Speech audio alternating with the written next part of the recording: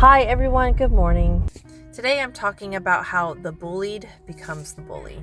So personal share about my story. So when I was about 5 or 6 in elementary school age status, my dad had a bunch of coworkers, and so when they had a party, they would always group, their kids with kids that were their age.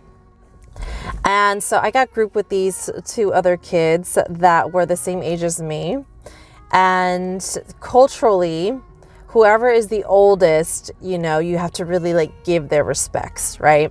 So anywho, I was the youngest, even though we were all the same age. I was the youngest one month-wise, and I was treated like a peasant. And the oldest one was kind of like the boss, the dictator, the queen, royalty. And so both of them, right, because there's a hierarchy, and because I was the youngest one, I was treated like their bitch, basically. And every single time when we get together, this was what I succumbed to.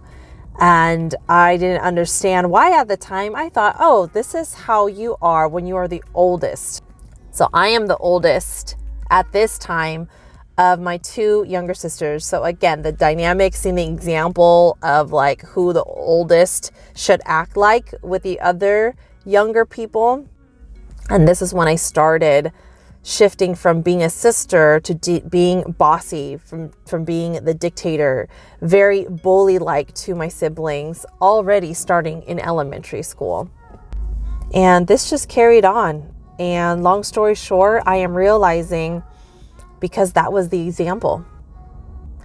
That was the example, and I really thought that's how you should act. And I even remember feeling weird playing that role, but I did it anyways because of what I saw. It took me almost 3 decades, a little bit less than 3 decades, to finally go on the healing journey. And it's almost like taking my power back in a different way.